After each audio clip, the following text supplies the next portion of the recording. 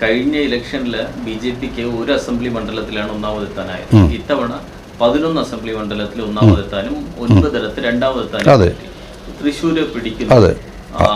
തിരുവനന്തപുരത്ത് കൺസിസ്റ്റന്റ് ആയി close second ആവുന്നു. ആറ്റിങ്ങൽ ക്ലോസ് തേർഡ് ആവുന്നു. 16,000-ന്റെ ഡിഫറൻസ്. അതായത് മൈനോറിറ്റീസും BJP-ക്ക് വോട്ട് ചെയ്തിട്ടുണ്ട് എന്നാണ് അത് കാണിക്കുന്നത്. മൈനോറിറ്റീസിനിടയിലേക്ക് BJP ആരൊക്കെ ചെയ്തിട്ടുണ്ടാവുന്നു, അതിൽ ഉറപ്പൊന്നുമില്ല. അല്ലേ, ഇപ്പോൾ തൃശ്ശൂരൊക്കെ മൈനോറിറ്റീസ് വോട്ട് ചെയ്താലേ 74. അത് ഗോപിയുടെ ഒരു ഇടപെടലുണ്ടായിരുന്നല്ലോ, പല കാര്യങ്ങളും ഉണ്ടായിരുന്നല്ലോ. അവരുടെ പള്ളിയിൽ കൊണ്ടുപോയി കുരിശ് കൊടുത്ത് അങ്ങനെ കുറേ കാലമായി പുള്ളി അവരുടെ ഇടയിൽ ഇറങ്ങിയിരുന്നു. അതൊരു സ്പെഷ്യൽ കേസാണ്, അല്ലാതെ ജനറൽ കേസല്ല. അവർക്ക് 19% വോട്ട് വർദ്ധിച്ചപ്പോഴാണ് ഈ സ്ഥാനങ്ങളൊക്കെ വന്നത്. 6-7% വോട്ട് വരുമ്പോൾ 15 സീറ്റുകളിൽ അവർ മുമ്പിലോ 7-8 സീറ്റുകളിൽ 2ാം സ്ഥാനത്ത് വന്നുള്ളത് ശരിയാണ്. ഇതല്ലേ വോട്ട് വന്നിട്ടില്ലേ, അതാണ് ഇതിന് കാരണം. അതുകൊണ്ട് കമ്മ്യൂണിസ്റ്റ് പ്രസ്ഥാനത്തിന് പറ്റിയിട്ടുള്ള കുറവുകൾ കാണാതിരിക്കലല്ല, അതുണ്ടായി എന്നുള്ള യാഥാർത്ഥ്യമാണ് പറയാം. പക്ഷെ അത് തിരുത്താൻ പറ്റുമെന്നാണ് ഞാൻ പറഞ്ഞത്. കാരണം ഇപ്പോഴും അന്തരീക്ഷം സെക്കുലറാണ്. 79% ജനങ്ങൾ ഇപ്പോഴും വോട്ട് ചെയ്തത് സെക്കുലറാണ്. കോൺഗ്രസ് സെക്കുലർ പാർട്ടിയാണല്ലോ, അല്ലെന്ന് പറയാൻ പറ്റില്ല. അവർക്കും LDF-നോട് ചെയ്തില്ലേ, ഇവർക്ക് 19 ഉള്ളൂ. ഈ മാറ്റങ്ങളൊക്കെ ഉണ്ടായ ശേഷവും അതാണ് പറഞ്ഞത്. UP-യിൽ അവിടെ വോട്ട് പോയില്ലേ, അവിടെ മെജോറിറ്റി വലിയ ഹിന്ദു മേഖലയല്ലേ അവിടെ. പക്ഷേ ഈ ശ്രീരാമക്ഷേത്രം പണിഞ്ഞുകൊണ്ട് ഒരു ഗുണമുണ്ടായില്ല, അവിടെ പോയല്ലോ. അതിനെപ്പറ്റി മോഡിക്ക് എന്താ പറയാനുള്ളത്? ഇയാൾ വടി എല്ലായിടത്തും കൊണ്ടുവച്ചില്ലേ, എന്ത് പ്രയോജനം? പുള്ളിയുടെ പൊളിറ്റിക്സ് മുഴുവൻ പരാജയപ്പെട്ടു, പുള്ളിയുടെ ലക്ഷ്യങ്ങൾ മുഴുവൻ പരാജയപ്പെട്ടു. യഥാർത്ഥത്തിൽ ഇത്തവണ പ്രൈം മിനിസ്റ്റർ ആകാൻ പാടില്ല. അങ്ങനെ ഞങ്ങളൊക്കെ പ്രതീക്ഷിച്ചു മാറി നിൽക്കുമെന്നാണ്. മാറി നിന്നിട്ട് വേറൊരാളെ വെക്കും.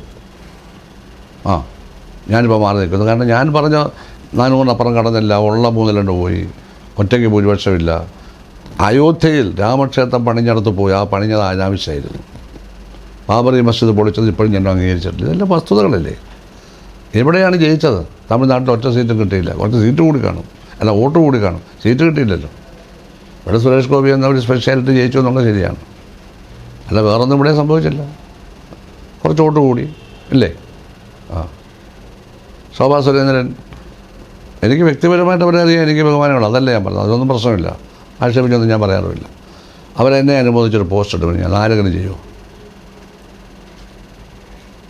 ഈ 24-ലെ വാർത്ത കണ്ടിട്ടേ എന്നെ അനുമോദിച്ച് പോസ്റ്റ് ഇട്ട് ചെയ്യാമോ അവർ? ഞാൻ എൻ്റെ ഒറിജിനൽ ഇൻ്റർവ്യൂവിൽ മൊത്തം ഇവർക്കെതിരായിട്ടാണ് പറഞ്ഞേക്കുന്നത്. ഇത് അവരുടെ സെൻട്രൽ കമ്മിറ്റിക്ക്, അവരുടെ കമ്മിറ്റി ഉണ്ട് നാഷണൽ ലെവലിൽ, ഇത് അയച്ചു കൊടുത്ത് തരുമെന്ന് അവനെ പറയും. മോഡിയെ ജനാധിപത്യത്തിലെ ഏകാധിപതി എന്ന് ഞാൻ വിളിച്ചു. 400-അപ്പുറം അഹങ്കാരമാണ്, പ്രതിപക്ഷം വേണ്ട എന്നുള്ള സ്വഭാവമാണത്. ഇങ്ങനെ പ്രസംഗിച്ചത് കൊണ്ടാണ് ഒറ്റയ്ക്കും ഭൂരിപക്ഷമില്ല, 3-2 ഭൂരിപക്ഷമില്ല. 5 വർഷം ഗവൺമെൻറ് നിൽക്കുമെന്ന് ഉറപ്പില്ലെന്ന് ഞാൻ പറഞ്ഞു. 5 വർഷം കഴിഞ്ഞ് കിട്ടാൻ പോകുന്നില്ല. ഒരു ഭരണഘടന ചിന്തിക്കുക പോലും വേണ്ട. ഒന്നും നടക്കത്തില്ല ഈ പറയുന്ന ഒന്നും എന്ന് ഞാൻ പറഞ്ഞല്ലോ. അപ്പോൾ അതിനെന്നെ അനുമോദിച്ചിരിക്കുക. അല്ല, ഗൗരവമുള്ള കാര്യമല്ല. അവരോട് മത്സരിച്ചവരാളും വലിയ നേതാവല്ലേ. അവരെൻ്റെ പോസ്റ്റ് നോക്കണം, എന്നെ അനുമോദിച്ചാൽ ഉടനെ അത് വെച്ചിട്ട് കുറേ പേര് ഫേസ്ബുക്കിലൊക്കെ പറഞ്ഞുകൊണ്ടിരിക്കുക. സരി, ഇതാണ് ഇവിടെ കിടക്കുന്നത്. യഥാർത്ഥത്തിലേക്ക് വരുന്നില്ല. ഞാനത്ര കറക്റ്റായിട്ട് നിങ്ങൾ ആരെങ്കിലും സമയമുണ്ട് കണ്ടു വായിച്ചവരെല്ലാം അഭിനന്ദനം. ഇങ്ങനെ ചരിത്രപരമായി അനലിറ്റിക്കലായിട്ട് ആരും പറയാറില്ല. ഈ 50%-ഓ അതിലേറെ വോട്ട് കിട്ടിയ ഒരു പാർട്ടിയോ മുന്നണിയോ ഇന്ത്യയെ ഭരിച്ചിട്ടുള്ളതെന്ന് ഞാനിങ്ങനെ പറയുമ്പോഴാണ് ഞങ്ങളറിയുന്നതെന്ന് ഒരുപാട് സാധാരണക്കാർ വിളിച്ചു പറഞ്ഞു. സാറേ ഞങ്ങൾക്ക് അറിയത്തില്ല ഇത്. കാരണം അതാണ് വസ്തുത. ആരും ഭരിച്ചിട്ടില്ല. ഭൂരിപക്ഷം ജനങ്ങളുടെ പിന്തുണയില്ലാത്ത പാർട്ടികൾ നമ്മളെ ഭരിച്ചുകൊണ്ടിരിക്കുകയാണ്. ഞാൻ ആ കോണ്ടക്സ്റ്റിലാണ് പറഞ്ഞത്, ഒരു സിംഹം ഇത്ര കഴുതകളെ നയിക്കുന്നതാണ് മറ്റതിനേക്കാൾ നല്ലതെന്ന് പറഞ്ഞത്. നാഷണൽ ഉള്ളത് പിണറായിയെ പറ്റി അത് പറയാമോ?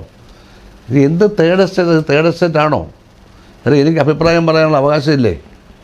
എൻ്റെ അഭിപ്രായമല്ലേ കൊടുക്കേണ്ടത്? എൻ്റെ അഭിപ്രായം എനിക്ക് പത്രസമ്മേളനം നടത്തി അവർ കൊടുക്കേണ്ടത്. ഇത് ശരിയാണോ ഇതൊക്കെ? ഈ ഫേസ്ബുക്ക് എന്ന് പറയുന്ന ഈ ആൻറ്റി സോഷ്യലായിട്ടുള്ളതും സോഷ്യൽ 2 ആസ്പെക്റ്റുമുള്ള ഈ സാധനം ഉപയോഗിച്ച് പൊളിറ്റിക്കൽ ക്രിമിനലിസം വളർത്തുകയാണ്. Political criminalism is dominating on the Facebook page. Political criminals രാഷ്ട്രീയത്തിൽ ആലപ്പുഴയിലൊക്കെ വളരെ കൊമിഞ്ഞ് കിടക്കുകയാണ്. ഇത് ഞാൻ പറഞ്ഞാൽ ഒരു പത്രക്കാരൻ ഇതും CPM മാത്രമല്ല, എല്ലാവിധ പാർട്ടികളിലും താഴത്തെ ലെവലുകളിലെല്ലാം പൊളിറ്റിക്കൽ ക്രിമിനൽസ് ഉണ്ട്. എന്ന് വെച്ചാൽ ക്രിമിനൽ ആക്ടിവിറ്റീസ് നടത്തുക, പൈസ കണ്ടിക്കുക, മറ്റേത് കാണിക്കുക, വൃത്തികേട് കാണിക്കുക, എന്നിട്ട് ഏതെങ്കിലും പാർട്ടിയുടെ ഭാഗമായിട്ട് കിടക്കുക. അവരുടെ എണ്ണം കൂടുന്നു. ഇത് പറഞ്ഞവനാ ഞാൻ, മനസ്സിലായില്ലേ? അത് ഞാൻ ഇപ്പോഴും പറയുന്നു. അവർ പത്രക്കാരുടെ ഇടയിലുണ്ട്. അതാണ് 24 കണ്ടത്. അല്ലെ അവർക്ക് എന്താ ആവശ്യം ഞാനൊക്കെ പറയേണ്ട കാര്യം? എൻ്റെ ഇൻ്റർവ്യൂ അവരിട്ടിട്ടുണ്ട്, അത് നോക്കിയിട്ടോ പറയണ്ടേ? പറഞ്ഞോ? എനിക്ക് ഏറ്റവും ശ്രീകണ്ഠൻ നായരോട് പറഞ്ഞിട്ട് അയാൾ തിരുത്തിയില്ലല്ലോ. അയാൾ തിരുത്തുമെന്ന് ഞാൻ പ്രതീക്ഷിച്ചു, തിരുത്തിയില്ലല്ലോ. അപ്പം എൻ്റെ കുണ്ഠിതം ചെറുതല്ല. ഞാൻ പറയാത്ത കാര്യം ഇന്ന് രാവിലെ ശ്രീകണ്ഠൻ നായർ പറഞ്ഞു. അങ്ങനെ പറയാമോ? ഇത് പറയുന്നതുകൊണ്ട് എന്ത് പ്രയോജനം? ഞാൻ പത്രസമ്മേളനം നടത്തി വെല്ലുവിളിച്ചാൽ മതി. ഞാൻ പ്രസ് ക്ലബിൽ കൊണ്ടുപോയി എൻ്റെ ഇൻ്റർവ്യൂ അങ്ങ് ഇട്ടാൽ ഇവർ എന്ത് ചെയ്യും? ഞാനവിടെ കൊണ്ടുപോയി ഒരു ചെറിയ എന്താ വെളിയിലോട്ട് കുറച്ച് ശബ്ദം വരുന്ന ഒരു വിളിച്ചിട്ടാൽ ഇവരെല്ലാം പൊടിയത്തില്ലേ? അപ്പം ഞാൻ തെറ്റായി പറയുന്ന ആളല്ല. 64-ാമത്തെ വർഷം പാർട്ടി മെമ്പർഷിപ്പ് സ്കൂളിൽ പഠിക്കുമ്പോൾ കിട്ടിയതാണ്.